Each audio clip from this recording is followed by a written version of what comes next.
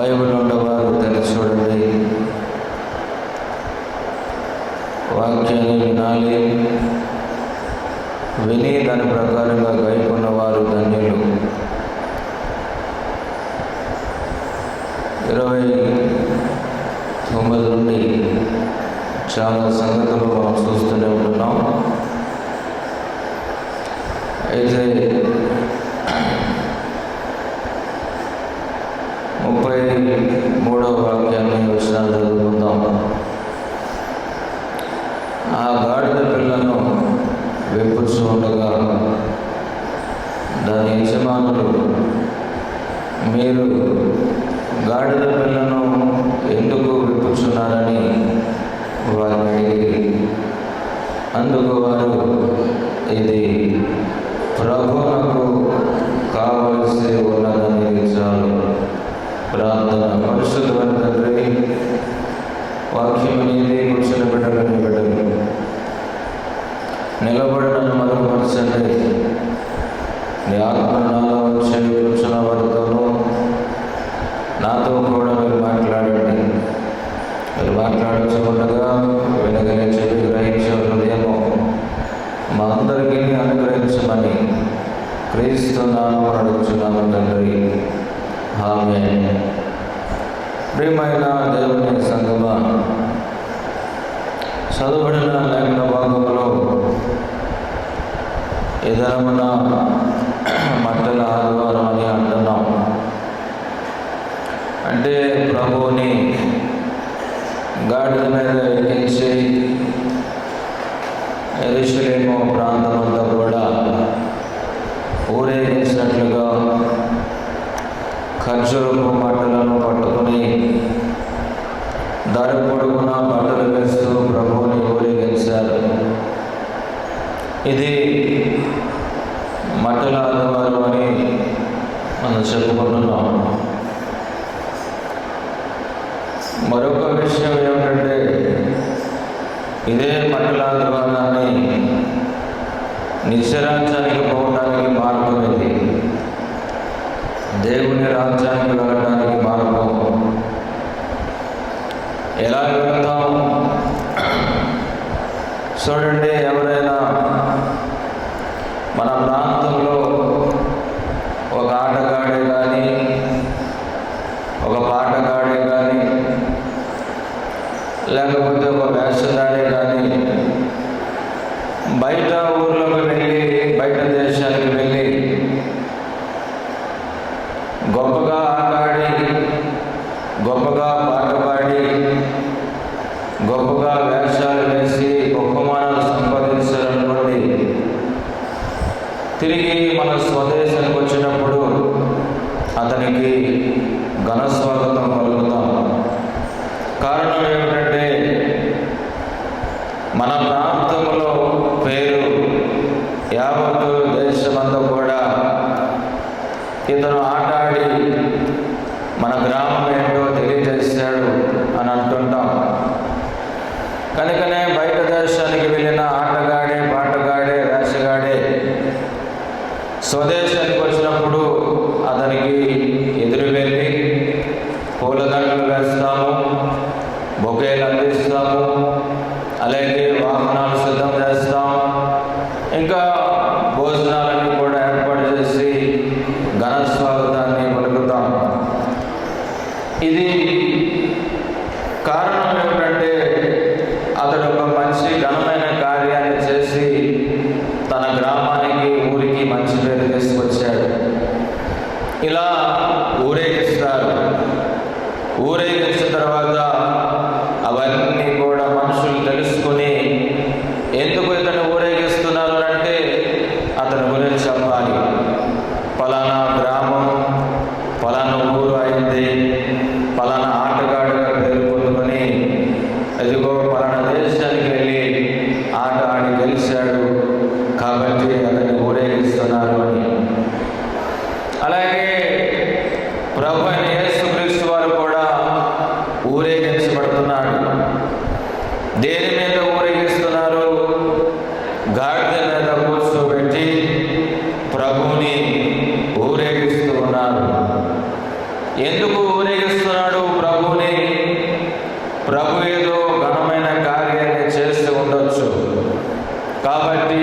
ఆయన ఊరేగిస్తున్నారు. ఈ ఊరేగించదే మోక్ష రాజ్యానికి, పరలోక రాజ్యానికి ద్వారం తెలిసింది. హల్లెలూయా. మనము ఈ భూలోకం నుండి పరలోక రాజ్యానికి ఎలా వెళతాం? ఏం చేస్తే వెళతాం? ఏ విధంగా దేవుడు మనం తీసుకుని వెళతాడో ఈ బైబిల్ గ్రంథంలో స్పష్టంగా మనకు చెబుతుంది. ప్రభుయే దానికి సాదృశ్యం. కొంతమంది దర్శనాలు చెబుతారు, కళలు చెబుతున్నారు. బ్రతికుండగానే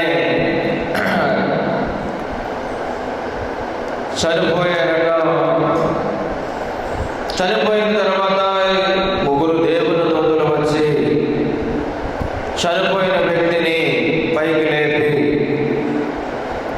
ఈ ప్రక్కన ఒక దూత, ఆ ప్రక్కన ఒక దూత, మరొక దూత మార్గాన్ని చూపిస్తూ పరలోక రాజ్యానికి తీసుకుని వెళుతున్నారట. తీసుకుని వెళుతూ ఉన్నప్పుడు దేవుని సముఖంలో ఉన్న దేవుని దూతలందరూ కూడా ఘనస్వాగతం పలుకుతున్నారు. చప్పట్లు కొడుతూ, స్తుతించుకుంటూ, గానాలు చేస్తూ ఇతన్ని ఘనస్వాగతం పలుకుతున్నారు. ఇది యథార్థంగా జరిగిన సంఘటన. ఘనస్వాగతం పలుకుతున్నప్పుడు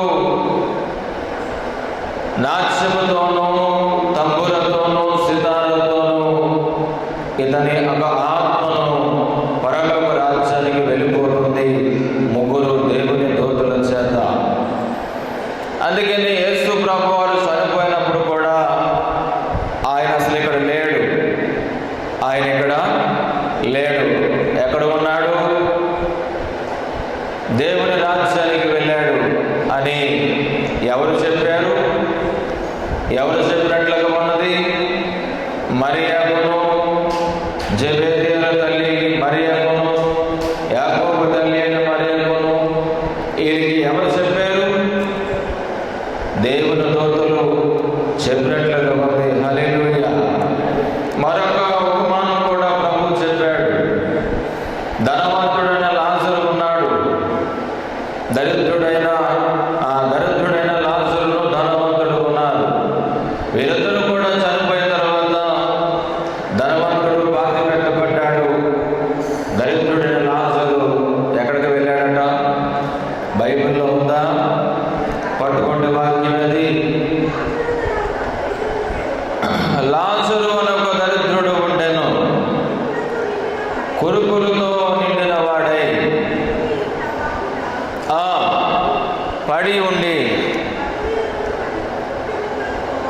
బల్ల మీద ఉండి పడు రొట్టె ముక్కలతో తన ఆకలి తీర్చుకున్నాడు.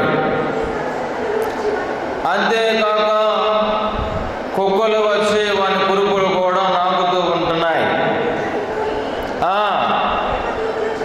దేవుని నామమునికి స్తోత్రం కలుగును గాక. లాజరు చనిపోయి ఎవరి చేత? దేవదూతల చేత. హల్లెలూయా. ఇప్పుడు మన దగ్గరికి ఎవరు రావాలి? మనల్ని ఊరేగించడానికి ఎవరు వస్తున్నారు? ఏమండి, బైబిల్ ఏం చెప్పింది? మనము చనిపోయిన తర్వాత ఊరేగించడానికి ఎవరు వస్తున్నారు? దేవుని దూతలు వస్తున్నారు. హల్లెలూయా. ఎందుకు వస్తున్నారు? ఇందాకే మీకు చెప్పాను, మన స్వదేశంలో ఉన్న వ్యక్తి పొరుగు దేశానికి వెళ్ళి ఒక ఘన విజయం సాధించి తిరిగి మన స్వదేశానికి వస్తున్నప్పుడు మనం ఆయనకి ఏం చెప్తాం? ఘన స్వాగతాన్ని పలుకుతూ, బ్యాండ్ మాలం వాయించుకుంటూ, డ్రప్పులు వాయించుకుంటూ, తారచుగలు వెలిగిస్తూ, చించురు బుడ్డలు వెలిగిస్తూ, చప్పట్లు కొడుతూ, ఫ్లెక్సీలు కట్టుతూ, వాహనాలు తయారు చేసి, భోజనాలు ఏర్పాటు చేసి, గానములతో మనంతా ఊరేగిస్తాం మన గ్రామాన్ని. కారణం ఏమిటంటే అతడు ఒక ఘన కార్యాన్ని సాధించుకుంటూ వచ్చాడు. అలాగే యేసు ప్రభువారు కూడా ఏదో సాధించాడు. ఎక్కడ సాధించాడు? భూలోకంలో సాధించాడు. ఎక్కడి నుండి వచ్చాడు? పరలోక రాజ్యం నుండి వచ్చాడు. ఎలా వచ్చాడు? దరిద్రుడుగా వచ్చాడు. ఏమీ లేనట్టు వాడుగా వచ్చాడు. వస్తూ వస్తూ ఆత్మరూపిగా వచ్చాడు ఇక్కడికి వచ్చిన తర్వాత ఏదో సాధించాడు. సాధించిన తర్వాత ఇతనికి ఘనస్వాగతం పలుకుతున్నారు. ఎక్కడికి వెళ్ళటానికి? నిత్యరాజ్యానికి వెళ్ళటానికి ఘనస్వాగతం. యేసు ప్రభుని ఎలాగైతే ఊరేగించారో నిన్ను నన్ను కూడా దేవుని చేతుల చేత ఊరేగించబడతాము. కానీ మనం ఏదో సాధించాలి, ఏదో సాధించాలి. అందుకే లోకా రాసిన సువార్త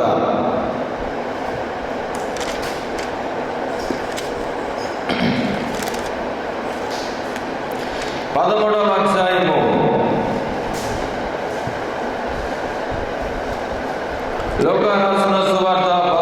అధ్యాయము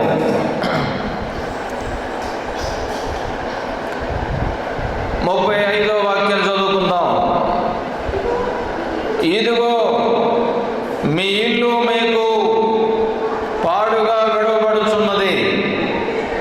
ప్రభువు పేరట వచ్చువాడు స్తుతించబడునుగాక అని మీరు చెప్పు వరకు మీరు నన్ను చూడరని మీతో చెప్పుచున్నాను. ఇందాక చదవబడిన వాక్యాలకు మళ్ళీ వెళదాం.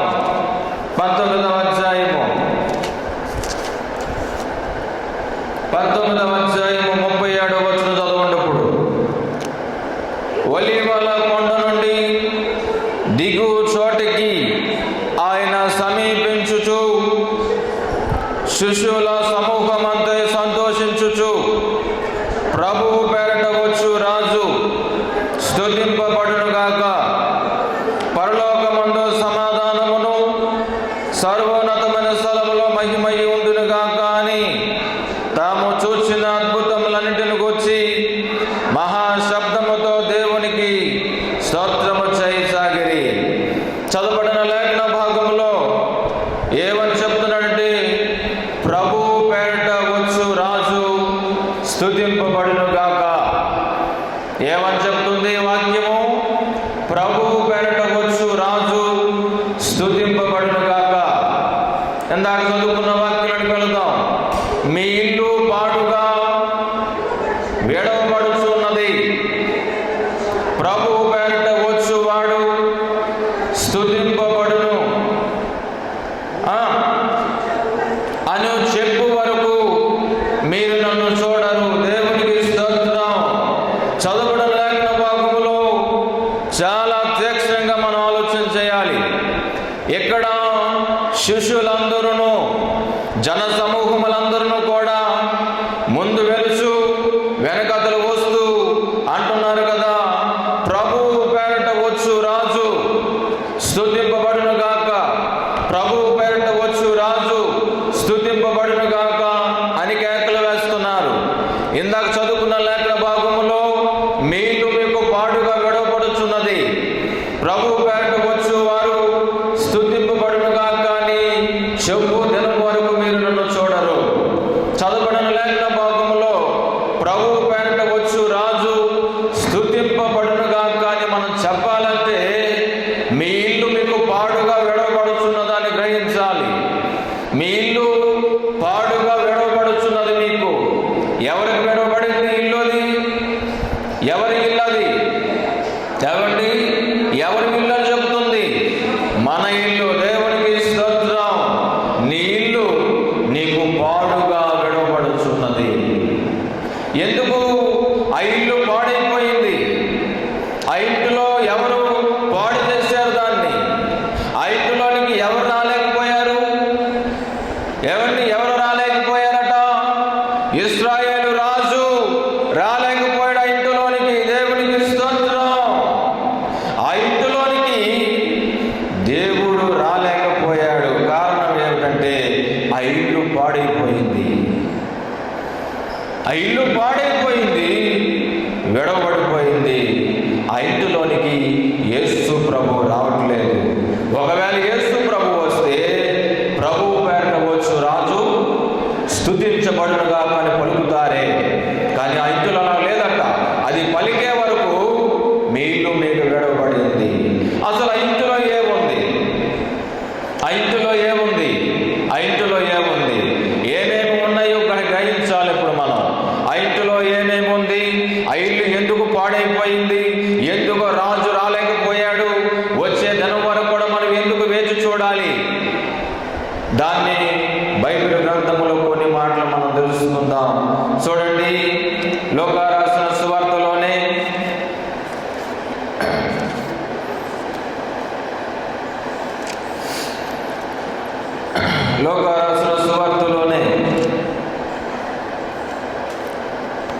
ఇంటిలో ఏముందో మనం కొంచెం ఆలోచన చేయాలి.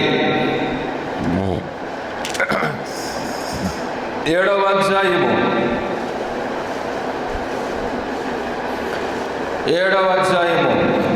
36వ వచనం చదువుకుందాం. పరిసయ్యులలో ఒకడు తనతో కూడా భోజనము చేయవలెనని ఆయన అడిగారు.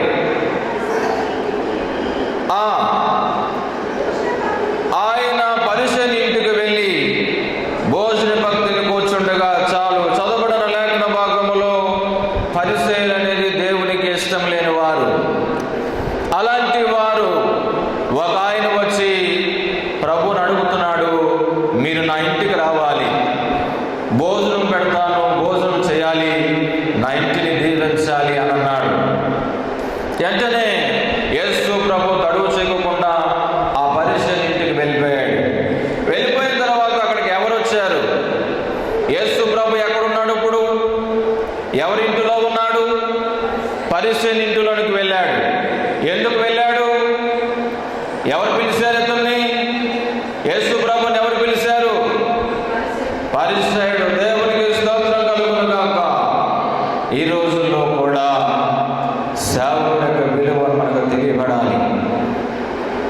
ఈ రోజుల్లో అలాంటి విలువ తెలియకనే చాలా మంది గృహాలు వెనకబడుతున్నాయి. పరిసయ్యుడు బ్రతిమలాడాడు, నా ఇంటికి రావాలని. ఇంటికి వెళ్ళాడు. వెళ్ళంగానే ఆ ఇంటిలో యేసు ప్రభు ఉన్నాడని ఒక ఆమె తెలుసుకుంది. చదవండి. ఆ ఊరిలో ఉన్న పాపాత్ములైన ఒక స్త్రీ యేసు పరిసయ్యుని ఇంట భోజనములకు కూర్చున్నాడని తెలుసుకుని ఒక గుడ్డెలో అత్తరు తీసుకుని వచ్చి వెనుక తట్టు ఆయన పాదముల యొద్ద నిలబడి ఏడ్చుచు కన్నీళ్లతో ఆయన పాదముల తడిపి తన తల వెంట్రుకలతో తుడిచి ఆయన పాదముల ముందు పెట్టుకొని అత్తరు వాటికి పోసాను. చాలు. చదవబడిన లేఖన భాగంలో పరిసయ్యుని ఇంటిలో ఉన్నాడు యేసు ప్రభు. అక్కడికి ఎవరు వచ్చారు? ఎవరు వచ్చారండి? పాపాత్మురాలైన స్త్రీ. ఎందుకు రావాలి నేను ఇక్కడికి? ఎందుకు రావాలి నేను ఇక్కడికి అంటే ఆమెకు అర్థమైంది, పాపము చేత పట్టబడిన జీవితం అంతా కూడా నాశనమైపోయింది లోకంలో. దాన్ని బాగు చేయగలిగిన వాడు ఒకే ఒక్క ఆయనే, ఆయన యేసు ప్రభు. ఆయన విలువను తెలుసుకొని ఏం తీసుకొచ్చింది యేసు ప్రభు దగ్గరికి? వస్తూ అత్తరు తీసుకుని వచ్చింది. హల్లెలూయా. వస్తూ ఏం తీసుకొచ్చింది? అత్తరు తీసుకుని వచ్చింది. ఎవరి ఇల్లుది? పరిసయ్యుడి ఇల్లు. పరిసయ్యుడు అంటే దేవునికి ఇష్టం ఉండేది కాదు. కానీ యేసు ప్రభువు పిలిస్తే పలికే దేవుడు. హల్లెలూయా. ఆ స్థలానికి వెళ్ళిన తర్వాత కొన్ని కార్యక్రమాలు పాపాత్ముడైన స్త్రీ చేసుకుంటూ వచ్చింది. చేసుకుంటూ వస్తే అక్కడ ఉన్నవారు అంటున్నారు, ఏమిటివే పాపము చేస్తుంది కదా, పాపముతో తన జీవితాన్ని ముందు కొనసాగుతుంది, పాపముతో తన దేహాన్ని అమ్ముకుంటుంది, ఏమిటి రాత జీవితం దగ్గరికి వచ్చి యేసు ప్రభు కాళ్ళ మీద పడుతుందని వారు సొనుకుంటున్నారు. సొనుకునేటప్పుడు ప్రభు అంటున్నాడు, కిందకు వెళ్ళ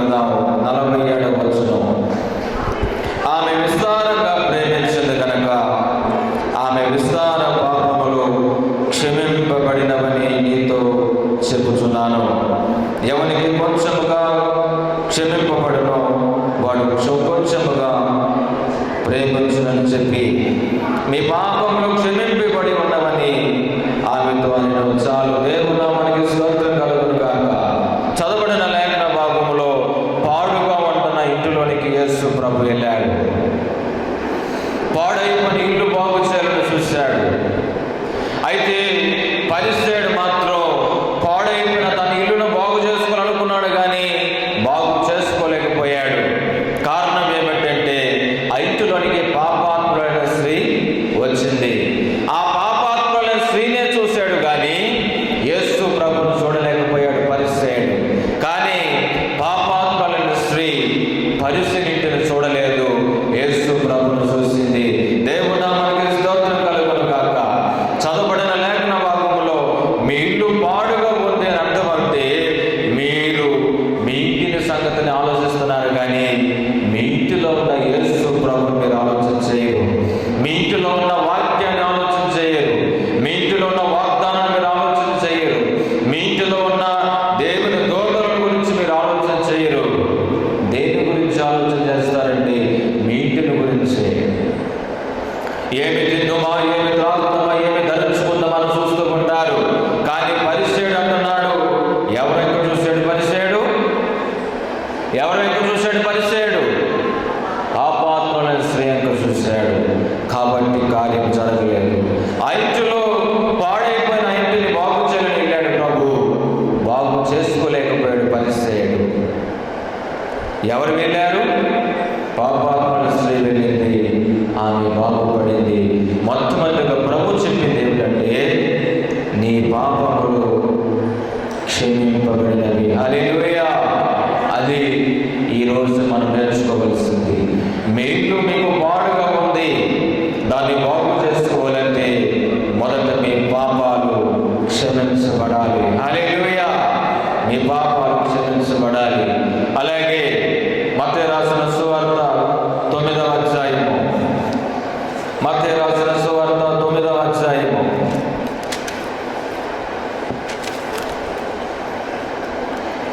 9వ అధ్యాయం 1వ వచనం. తర్వాత అతను దోణి ఎక్కి సముద్రము దాటి తన పట్టణంలో ప్రవేశింపగా జనులు పక్షవాయువుతో మంచము పట్టి ఉన్న ఒకని ఆయన వద్దకు తీసుకుని వచ్చిరి.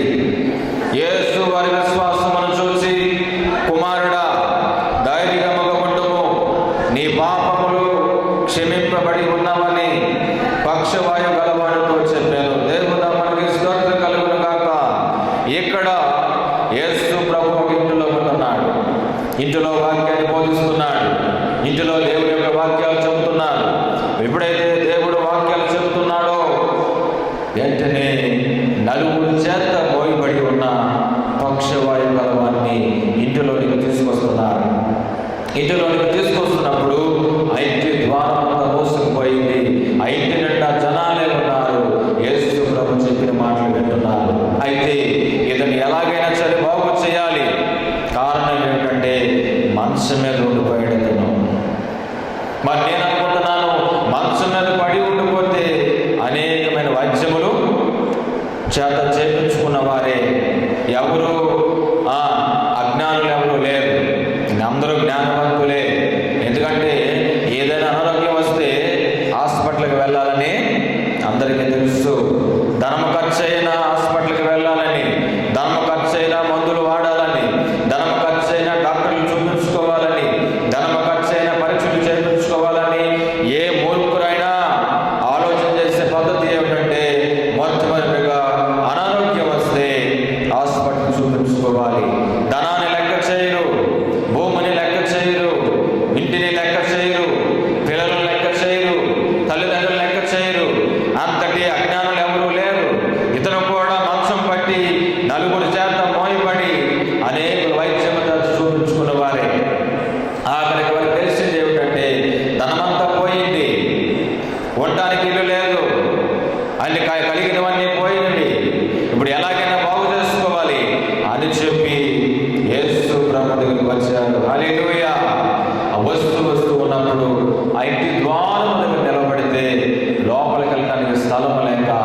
ఇంటి మీదకి ఎక్కిపోయారట. గమనించండి, ఆ ఇంటి మీదకి ఎక్కిపోయి ఇంటి పైకెప్పులు తీసి నేరుగా యేసు ప్రభు ఉన్న చోట కథను తెప్పితే యేసు ప్రభు అంటున్నాడు, నీ పాపాలు చెప్పాలి, దేవుడికి స్తోత్రం, నీ పాపాలు క్షమించబడి ఉన్నాయని చెప్పాడు. అంతే, దేవుని నామానికి స్తోత్రం కలుగును గాక. యేసు ప్రభు ఒక మనుషులు ఆలోచన చేసేది ఏమిటంటే నీ పాపాలు క్షమించబడాలి. అప్పుడే యేసు ప్రభు రాజుగా నీ ఇంటిలోకి వస్తాడు. ఎవరుగా వస్తాడు? యేసు ప్రభు రాజుగా వస్తాడు నీ ఇంటికి. నీవు అంటున్నావు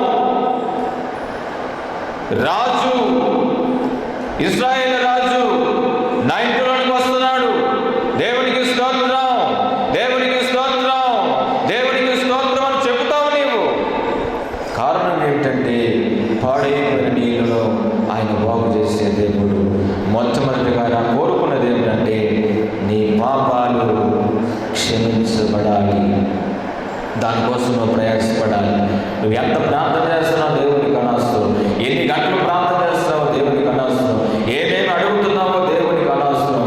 దేవుడు నీ నుండి కోరుకున్నది ఏమిటంటే నీ పాపాలు క్షమించబడాలి. ఇక మీద దాని కొరకు ప్రార్థన చేసుకో.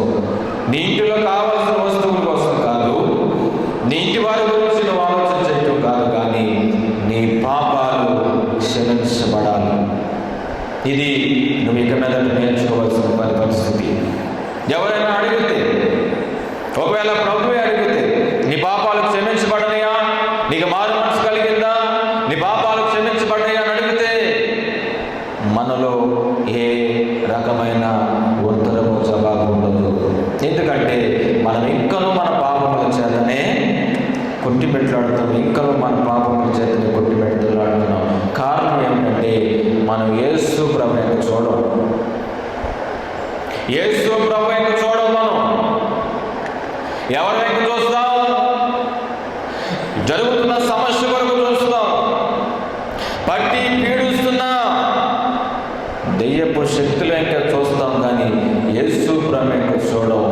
యేసు ప్రభు నీ నుండి చూసేది ఏమిటంటే నీ పాపాలు క్షమించబడాలి. హల్లెలూయా, హల్లెలూయా అంటున్నాడు ప్రభు. అన్నాడు నీ పాపాలు క్షమించబడ్డాయి. అయితే ఇప్పుడు ప్రభు ఏం జయించాడు? ప్రభు దేశము కాని దేశం వచ్చి ఇక్కడ ఏది జయిస్తే ఆయనే ఊరేగించారు గాడిద మీద. ఏమి జయించాడంటే యేసు ప్రభు భూలోకములో ఉన్న పాపాన్ని జయించాడు. దేవుని నామానికి స్తోత్రం కలుగును గాక. ఈ రోజుల్లో నువ్వు పాపాన్ని జయించడానికి నువ్వు సిద్ధం కలిగి ఉన్నావా? పాపాన్ని విడిచిపెట్టుకోవడానికి నువ్వు సిద్ధం కలిగి ఉన్నావా?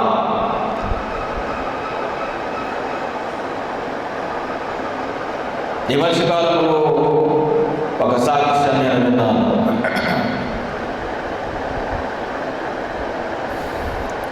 ఏమిటంటే ఒక ఆమెకి భయంకరమైన కడుపులు నొప్పి, నడుము నొప్పి రెండు వస్తుంటేదట. ఎవరో చెప్పారు, సేవకుల దగ్గరికి వెళ్ళి ప్రార్థన చేసుకోండి, ప్రభు దగ్గర ప్రార్థన చేస్తే ప్రభు ఏదో చెప్తాడు. సరే, ఆమె తిరిగి వచ్చింది, ప్రార్థన చేసుకున్నాము. ప్రార్థన చేసుకున్నాము. 6 దినాలకి బయటపడింది ఏమిటంటే ఆమె అక్రమ సంబంధం పెట్టుకుని తన జీవితాన్ని ముందు కొనసాగుతుంది. ఈ అక్రమ సంబంధంలో ఈమె విడవబడింది. ఈమె తన భర్త దగ్గరికి వెళ్ళి, నన్ను నువ్వు విడిచిపెట్టేసావు, నాకు ఆధారం ఏమీ లేదు, నువ్వు నాకు ఆధారం ఏమైనా ఇస్తే నేను నిన్ను విడిచిపెడతాను అని తన భర్త దగ్గరికి వెళ్ళి అడిగిందట. అడిగిన తర్వాత తన భర్త 3 ఎకరాల పొలం ఉంది. 3 ఎకరాల పొలంలో 1 ఎకరము విడగొట్టి ఈమెకి రాసిచ్చేసాడు. మిగిలిన 2 ఎకరాలు మొదట ఎవరైతే ఆయన చేసుకున్నాడో వాళ్ళిద్దరూ సంసారం నడుస్తున్నారు. ఈమె విడవబడింది. ఈమెకి విడబడింది కాబట్టి ఆ భూమిలో ఏదైనా పంటలు పండించుకుని తన జీవితాన్ని ముందు కొనసాగించింది కదా అని తన భర్త ఒక ఎకరాన్ని విడిచి విడగొట్టి రాసి ఇచ్చేసాడట. రాసిచ్చిన తర్వాత ఆమె ఆ పొలంలో నాటులు వేసుకుంటూ పంటలు పండించుకుంటూ ముందుకు గడుస్తుంది. గడిచిన కొద్ది దినాల తర్వాత ఈమెకి ఈ కడుపు నొప్పి ప్రారంభమైంది. నడుము నొప్పి ఎన్నో మందులు పడుతుంది. ఈ కడుపు నొప్పితో పాటు ఈమెకి అధికమైన రక్తస్రావం జరుగుతూ ఉండేదట. ఆ నొప్పికి ఆ బాధకి భరించలేక ఏదైనా ఉరేసుకుని చనిపోదామా అని ఆలోచన చేయడం ప్రారంభించిందట. కానీ అంతటి త్యాగం చేయలేకపోయింది. ఈ బాధ ఎలాగే భరిస్తుంది. వైద్యుల దగ్గరికి వెళుతుంది, డాక్టర్ల దగ్గర వెళుతుంది, మందులు పడుతుంది, కానీ నయం కావట్లేదు. ఇలా జరుగుతూ ఉన్నప్పుడు సేవకుల దగ్గరికి వచ్చి ప్రార్థన చేసుకుంటే ప్రభు అన్నాడంట, నీవు సంపాదించిన భూమి నీది కాదు, నీవు దాన్ని విడిచిపెట్టుకుంటే నీ రక్తస్రావం తగ్గిపోయి నీ కడుపు నొప్పి తగ్గిపోతుందని ప్రభు చెప్పాడు. దేవుని నామానికి స్తోత్రం కలుగును గాక. వెంటనే అమ్మంట పాస్టర్ గారితో, అయ్యా నాకు ఆధారం ఏమీ లేదు, ఆ ఒక్క భూమి నాకు ఆధారం, అది లేకపోతే నేను చనిపోతాను అని దేవుని దాసులకు చెబితే ఆయన అన్నాడంట, అది ఉన్నా లేకపోయినా నిశ్చయముగా నువ్వు చనిపోతావు. ఎందుకంటే నువ్వు మరణ పంచులోనికి వెళ్ళిపోయావు. ఒకవేళ అది స్వహస్తాలకు కష్టపడలేదు, అది నీ సొత్తు కాదు, నువ్వు అక్రమంగా సంపాదించుకున్నావు దాన్ని, అది నువ్వు విడిచిపెట్టుకుని వస్తే నీకు ఆరోగ్యం వచ్చిందని చెప్పాడంట దేవుడు. ఆరోగ్యం వచ్చిందని దేవుడు చెప్పాడంట. వెంటనే ఆమె ఆ సేవకులకు చెప్పిందట, నేను మళ్ళీ వస్తాను పాస్టర్ గారు, ఆ భూమి సంగతి మాట్లాడుకుని మళ్ళీ వస్తాను అని చెప్పి ఆ పాస్టర్ గారిని విడిచి వెళ్ళిపోయింది. వెళ్ళిపోయిన వారం దినాలకి ఆమె చనిపోయింది. నేను అడుగుతాను, ఆ భూమి ఎవరికి సొంతమైంది? ఆ భూమి ఎవరు హక్కుదారులయ్యారు? భూమి ఏమికి ఇవ్వబడింది, కానీ భూమి మీద లేదా? ఆమె భూమి ఎవరు హక్కుదారులయ్యింది? ఉట్టిగా అలా నిర్జీవంగా పాడైపోయిన భూమి. ఆమె తర్వాత తెలిసింది ఏమిటంటే ఆమె తన పాపపు జీవితాన్ని విడుచుకుని రాలేకపోయింది. అందుకని ప్రభు చెబుతున్నాడు, నీ ఇల్లు నీవు పాడుగా ఉంది, అది గడవబడింది, నీవు దాన్ని బాగు చేసుకోవాలంటే మొదట నీ పాపాన్ని విడిచిపెట్టుకునేలా. దేవునికి స్తోత్రం. అందుకని యోబు రాసిన పత్రిక 36వ అధ్యాయం 10వ వచనంలో ప్రభు ఈ మాట ఇలాగ చెప్తున్నాడు మనందరికీ. 36వ అధ్యాయం 10వ వచనం యోబు రాసిన పత్రిక, ఉపదేశము వినుటకై మీ చెవులను తెరవు చేసుకోండి, పాపము విడిచిరండని ఆజ్ఞించుచున్నాడు. దేవుని స్తోత్రం కలుగును గాక. ఉపదేశం వినుటకై మీ చెవులను తెరవు చేసుకోండి, పాపము విడిచి రండని దేవుడు సెలవిస్తున్నాడు. కనుక నేను చెబుతున్న విషయం ఏమిటంటే, ఏది నీ పాపము, ఎక్కడ మీరు బాధించబడుతున్నారు? అందుకనే పక్షవాయు గలవానితో చెప్తున్నాడు, నీ పాపాలు క్షమించబడాలి మొదట, ఇదిగో నేను ఆజ్ఞయిస్తున్నాను, నీ పాపాలు క్షమించబడ్డాయని. అలాగనే పాపాత్మురాలైన స్త్రీతో చెప్తున్నాడు, నీ పాపాలు క్షమించబడుతున్నాయి, నీవు క్షమాపణ కలిగి తిరిగి పెడుతున్నావు. అంటే యేసు ప్రభు పాడైపోయిన ఇంట్లను బాగు చేసేవాడు. నీళ్ళు ఇప్పుడు ఎలా ఉంది? ఇప్పుడు ఒకనొక సమయంలో పేతురు అత్తగారు బహు ఘోరముగా విషజ్వరముతో మంచం మీద పట్టి ఉంటే పేతురు అంటున్నాడు, నా ఇంటికి రా అని చెప్పాడు. వెంటనే యేసు ప్రభు పేతురు ఇంటికి వెళ్ళగానే మంచం మీద పడి ఉన్న అత్తను చూసి లేవని ముట్టి బాగు చేశాడు. వెంటనే ఆమె లేచింది. చూడండి, ఇల్లు అనగా పాడైపోయిన పరిస్థితులు మనకు కనిపిస్తున్నాయి. భయంకరమైన రోగాలతోనూ, భయంకరమైన విషజ్వరములతోనూ, భయంకరమైన దురవ్యసనములతోనూ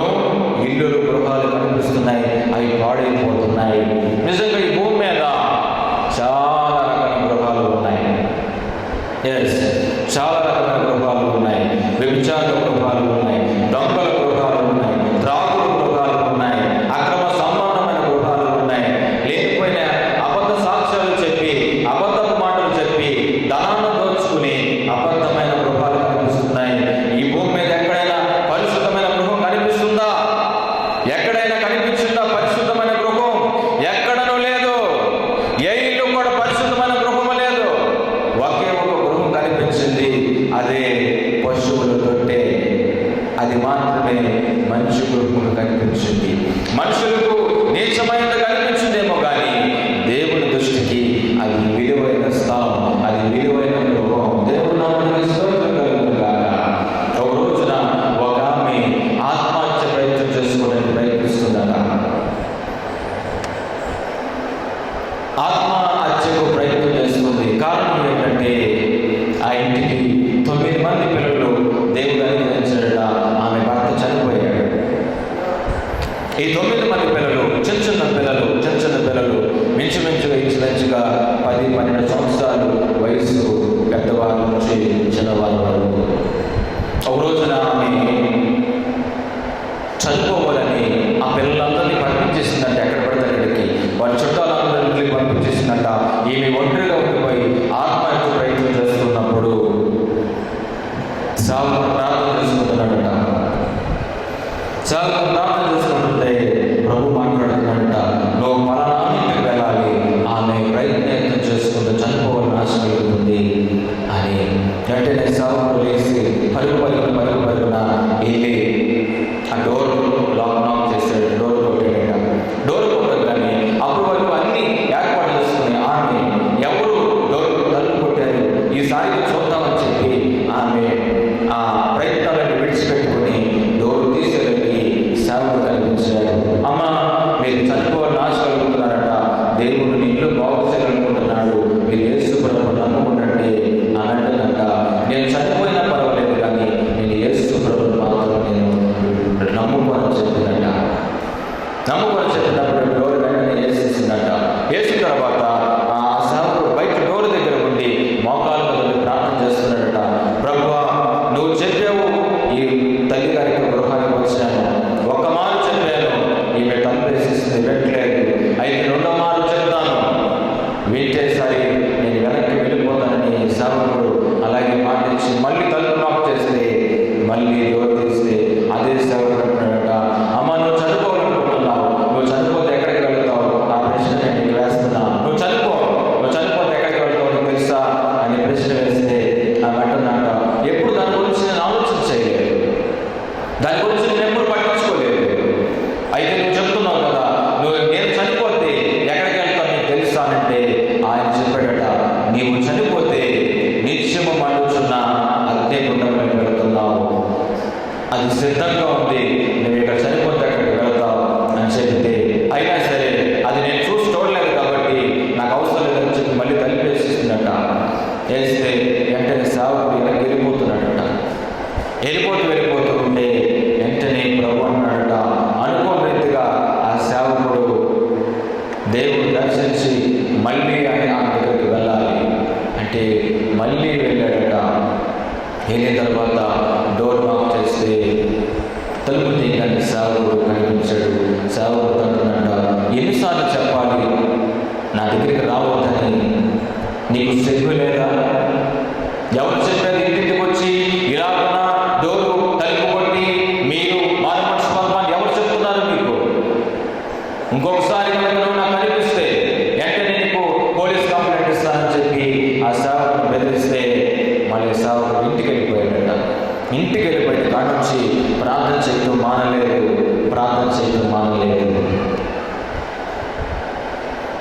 ఈ ప్రార్థన కొనసాగుతూ ఉంది. ఆ ఇంటిలో ఉరి వేసుకోవాల్సిన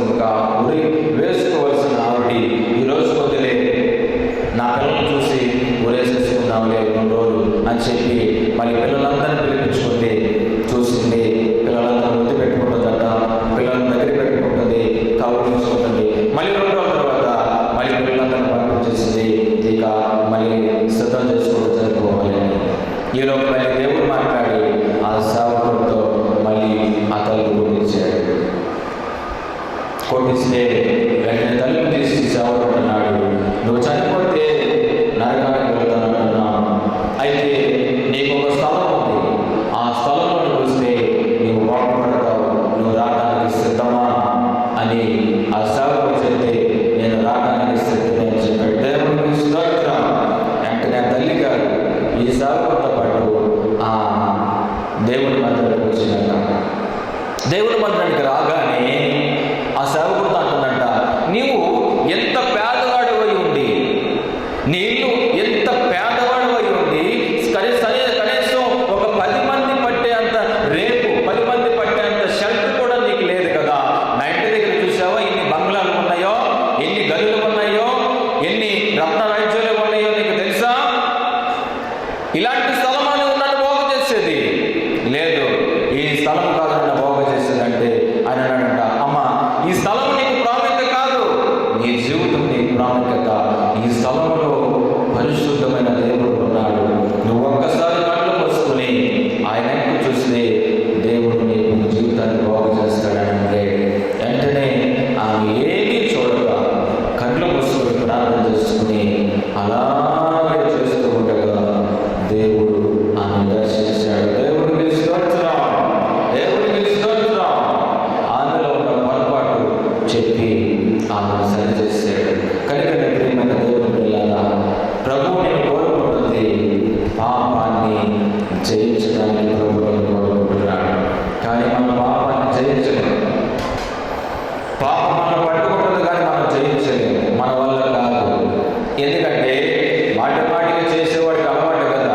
ఒకసారి బుద్ధి చెప్పేవాడికి వెంటాడేమో, కానీ మాటికి అలవాటు అయిపోయిన వాడికి మారడు అతనికి. ఈ లోకంలో ఉండగానే అతనికి శిక్ష దేవుడు విధిస్తాడు.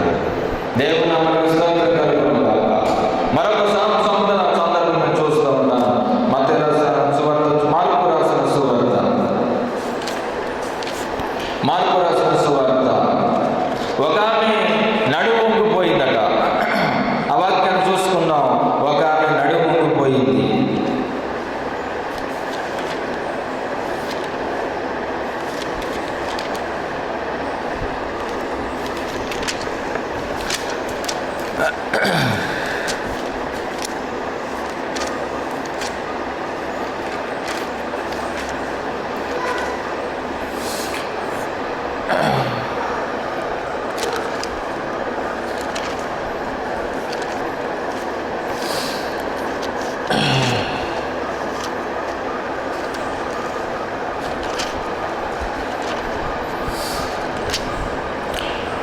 అధ్యాయము లూకా రాసిన సువార్త. ఒక ఆమె నడుమొంగిపోయింది. 13వ అధ్యాయం 10వ వచనం చదువుకుందాం. విశ్రాంతి దినమున ఆయన ఒక సమాజ మందిరములో బోధించుచున్నప్పుడు 18 ఏళ్ల నుండి బలహీనపరచు దయ్యము పట్టిన ఒక స్త్రీ అచ్చట నుండెను. ఆమె నడుము వంగిపోయి ఎంత మాత్రమును చక్కగా నిలబడకుండెను.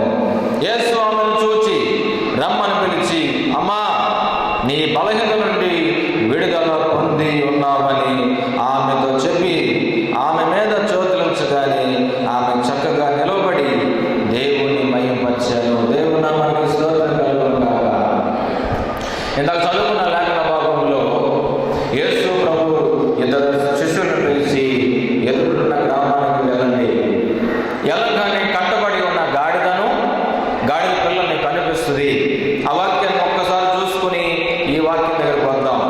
ఆ వాక్యాన్ని ఒక్కసారి చూసుకుందాం. 19వ అధ్యాయం. ఆ గాడిద పిల్లను వీపుచూ ఉండగా దాని యజమానులు గాడిద పిల్లను ఎందుకు వీపుచున్నారని వారిని అడిగేది. అందుకు వారు, ఇది ప్రభువునకు కావలసి ఉన్నదనేది.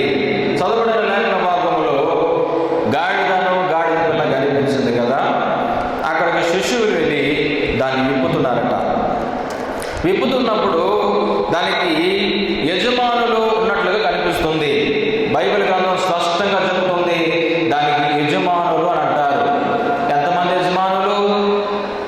ఒక గాడిదకి ఎంతమంది యజమానులు అంటారు? ఒకరా, ఇద్దరా, ముగ్గురా, 10 మందా? వాస్తవానికి ఎంతమంది? ఒకరే ఉండాలి. మరి ఇక్కడ యజమానులు అంటే ఎంతమంది ఉన్నట్టు? ఇద్దరు ఉన్నట్టు. ఒకరికంటే మించిన వారు అంటే ఇద్దరు ఉన్నట్టు. ఇద్దరు ఒకడు మనం చెప్పుకున్నాం. ఎవరతను? పాపపు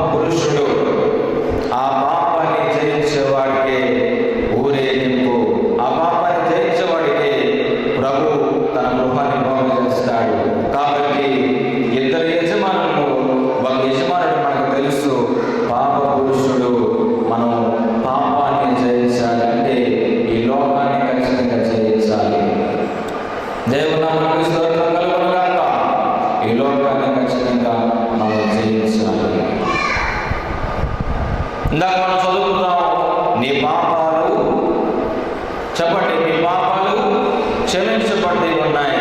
కాబట్టి యేసు ప్రభు ఈ లోకంలో ఉండి తన పాపాన్ని జయించాడు.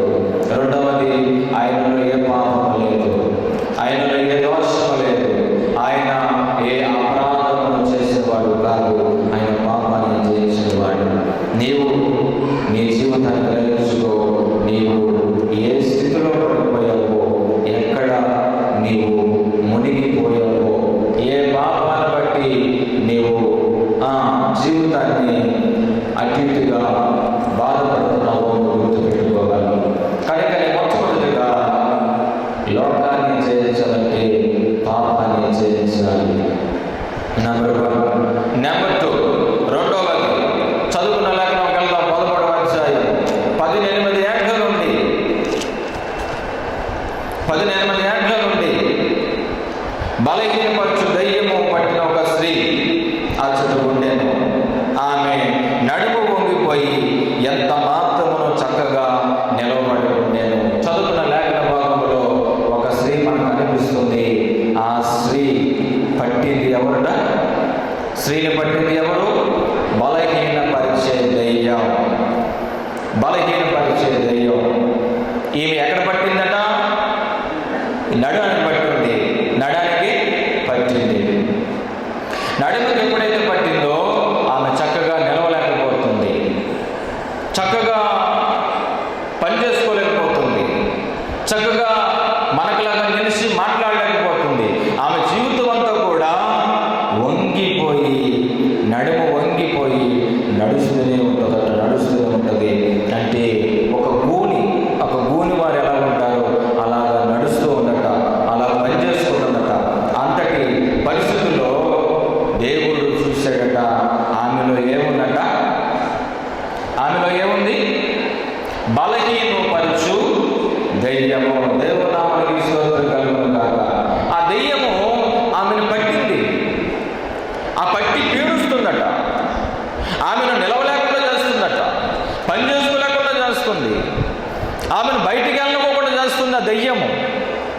ఆ దయ్యము పట్టిన ఆమెను యేసు ప్రభు అంటున్నాడు, ఇదిగో నీ కట్ల నుండి నీవు విడిపించుకోగలిగడానికి సిద్ధంగా ఉన్నావా అని అడిగాడు. చదవండి 12వ వచనం. యేసు ఆమెను చూచి రమ్మని పిలిచి, అమ్మా, నీ బలహీనత నుండి విడుదల పొంది ఉన్నావని ఆమెతో చెప్పాను. దేవునికి స్తోత్రం కలుగును గాక. ఎన్ని సంవత్సరాల నుండి ఇది? 18 సంవత్సరాల నుండి ఈ బాధపడుతుంది. యేసు ప్రభు చూశాడట, పిలుస్తున్నాడట, పిలిచి అంటున్నాడట, నీవు ఈ బలహీనతల నుండి విడుదల పొందుకోవాలని ఆశ కలుగుతున్నావా అని చెప్తే వెంటనే ఏమన్నట, విడుదల పొందాలని ఆశ కలుగుతున్నానంటే ఆయన ఆమె మీద చేతులు ఉంచగానే ఆమె చక్కగా 13వ వచనం. ఆమె మీద చేతులు ఉంచగానే ఆమె చక్కగా నిలవబడి దేవుని మహిమపరిచాను. 15. అందుకు ప్రభు, వేషధారులారా, మీలో ప్రతి వాడును విశ్రాంతి దినమున తన ఎద్దునైనను గాడిదనైనను గాడి యొద్ద నుండి విప్పి తోలుకొని పోయి నీళ్లు పెట్టును కదా. ఇదిగో 18 ఏండ్ల నుండి సాతాను బంధించిన అబ్రాహాము కుమార్తె అయిన ఈమెను విశ్రాంతి దినమునందు ఈ కట్ల నుండి విడిపింపతగదా. దేవుని నామమునకు స్తోత్రం కలుగును గాక. దెయ్యము, బలహీనపరిచిన దెయ్యము ఎప్పుడైతే వెళ్ళిపోయిందో ఆమె చక్కగా నిలబడింది. నిలబడిన తర్వాత యేసు ప్రభు అంటున్నాడు, ఈమె ఎవరి కుమార్తె? ఎవరి కుమార్తె? ఎందుకు అబ్రాహాము కుమార్తె అని రావాల్సి వచ్చింది? ఎందుకు ఆ పేరు పెట్టాల్సి వచ్చింది? అబ్రాహాము అనే పేరు ఎందుకు పెట్టాల్సి వచ్చింది? ఆమెకి పేరు లేదా? నా పేరు ఉంది శ్యామ్ అని అనొచ్చుగా, లేకపోతే పలానా ఆయన పేరు అని అనొచ్చుగా, లేదా పలానా ఆమె అని అనొచ్చుగా. ఎందుకు అనలేదు అక్కడ? అబ్రాహాము కుమార్తె ఎందుకంది అంటే అబ్రాహాము కూడా పాపాన్ని జయించిన వ్యక్తి. హల్లెలూయా. మనందరం అనుకుంటాం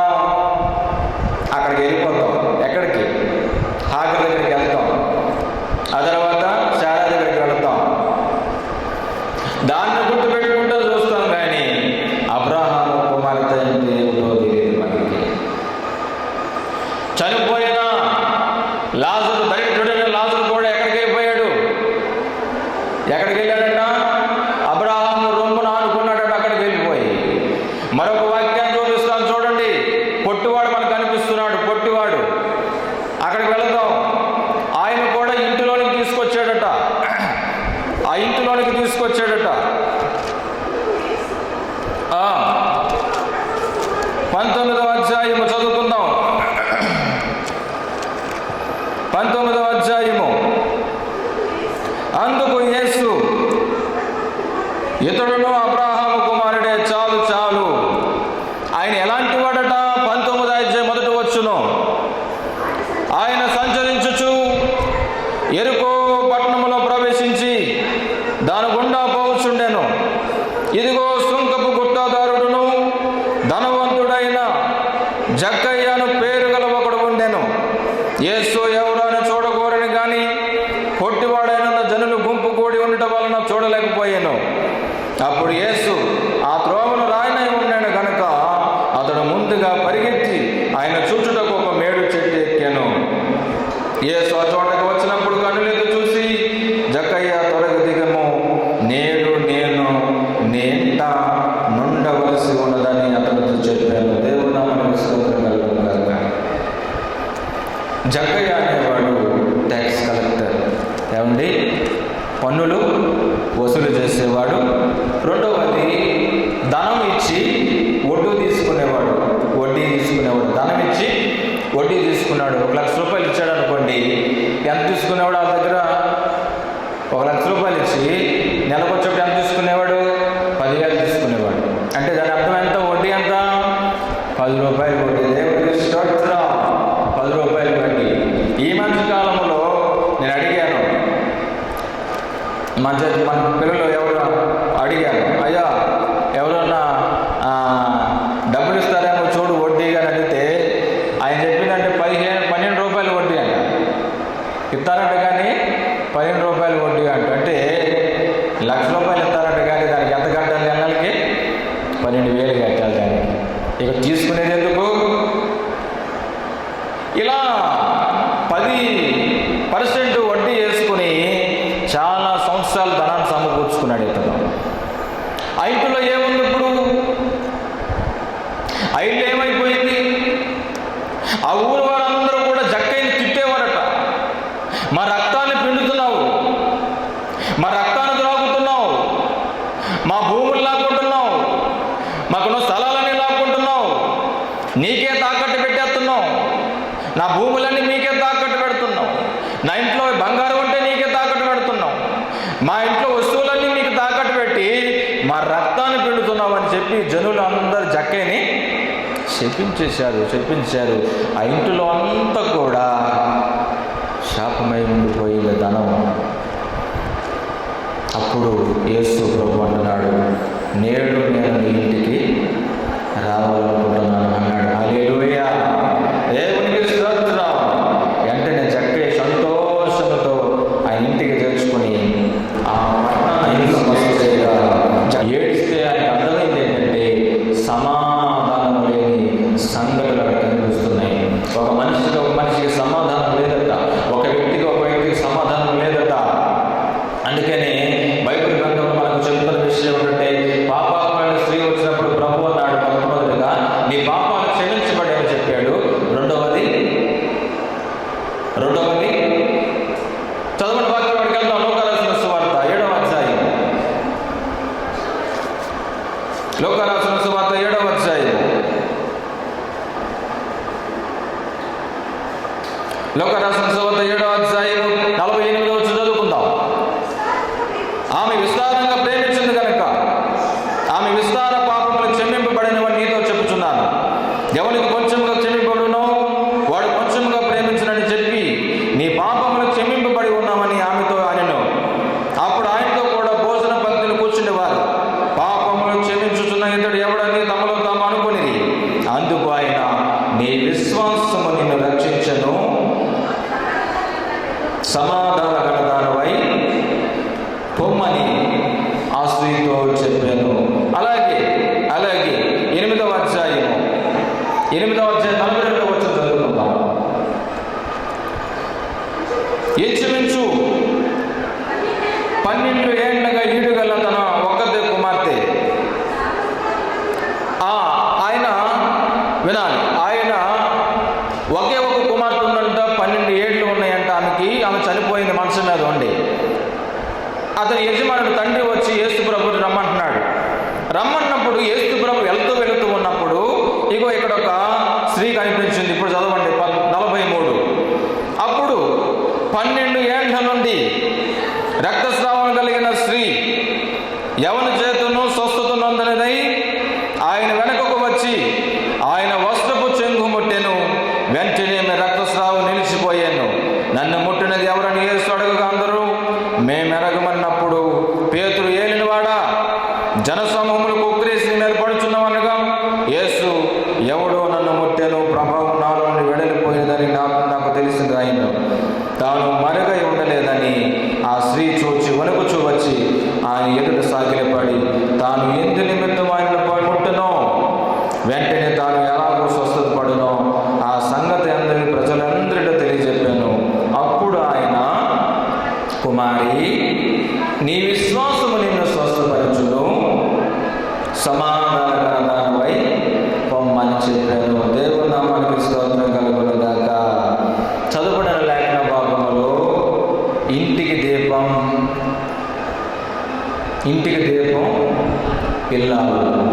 ఇల్లాలు బాగుంటే ఇల్లు బాగుంటుంది. ఇక్కడ ఇంటిల గురించి చెప్తున్నాడు. నీ ఇల్లు పాడు